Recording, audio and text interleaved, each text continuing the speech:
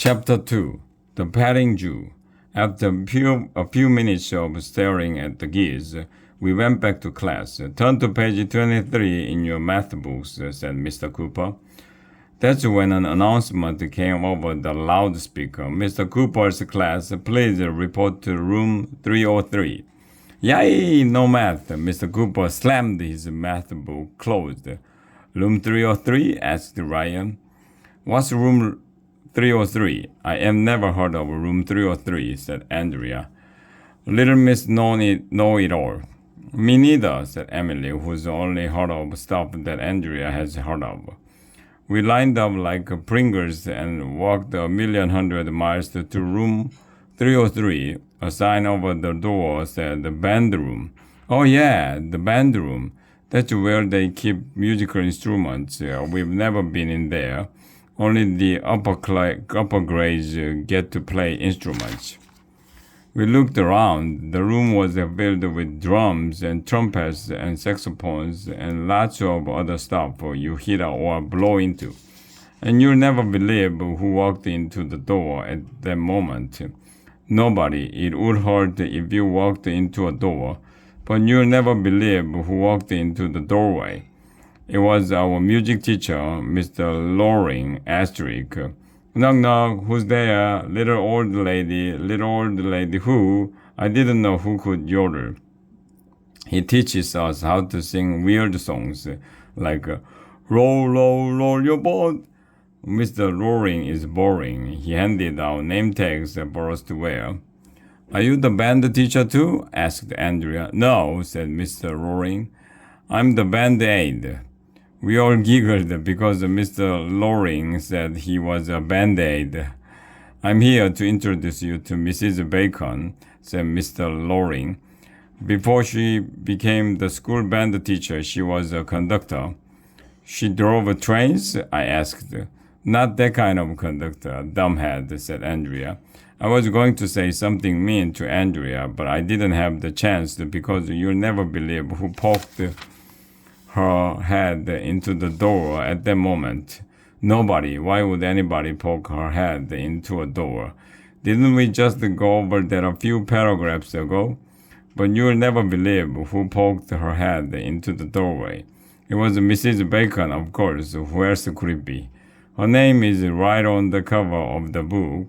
Mrs. Bacon was wearing an army uniform and holding a chopstick in her hand. We all clapped, which is what you do whenever somebody gets introduced. Why do you think Mrs. Bacon has a chopstick in her hand? Michael whispered to me. Maybe she's going out for Chinese food after this, I whispered back. Thank you, said Mrs. Bacon. I love music. I feel the passion of music in my soul. Playing music can heal the sick. It can end the wars. Music can bring people together. It can change the world. Everybody loves music, said Andrea. What a brown noser. That's right, said Mrs. Bacon. Music is the universal language.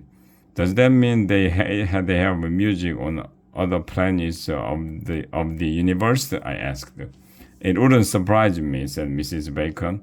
Is there music on Uranus? I asked. Everybody laughed because I said Uranus. Anytime you want to get your friend to laugh, just mention Uranus. That's the first rule of being a kid. Everybody laughed except Andrea. Of course, she just rolled her eyes. Then she started waving her hand around like she was trying to signal a plane from a desert island. Mrs. Bacon called on her. I already know how to play an instrument, said Andrea. I take violin lessons after school. That's wonderful, Andrea, said Mrs. Bacon. Andrea takes lessons in everything after school.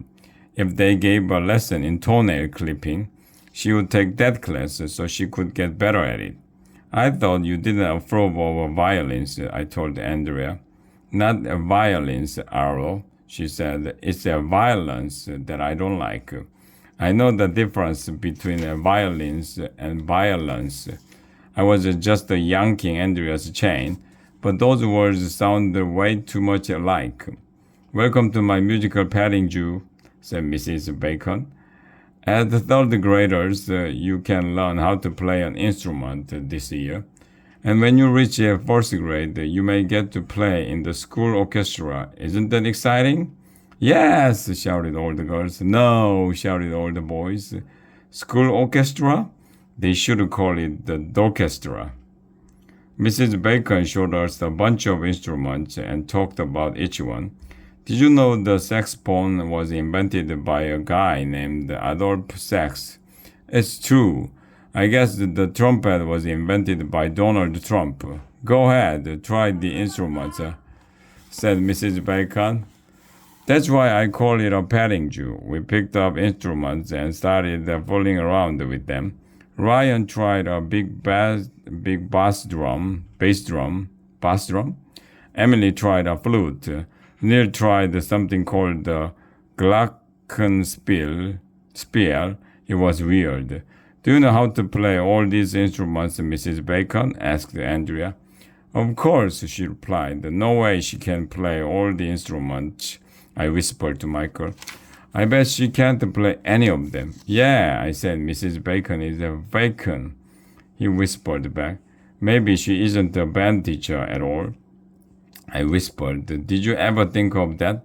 Maybe she kidnapped the real band teacher. I heard that, said Mrs. Bacon. Uh-oh. Would you like me to prove that I can play these instruments? She asked. Yes, we shouted. Mrs. Bacon picked up a drum and strapped it to her back. Then she attached a string to her foot so that when she moved it, a mallet hit the drum. Then she wrapped a metal thing around her neck that had a harmonica, a kazoo, and a trumpet sticking out of it. Right in front of her face, then she put a cymbal on top of her head. Then she attached the tambourine to one knee. Finally, she picked up a violin. That's when the weirdest thing in the history of the world happened. Mrs. Bacon played Twinkle, Twinkle, Little Star using all those instruments. At the same time, it was amazing. Wow, we said, which is Mom upside down.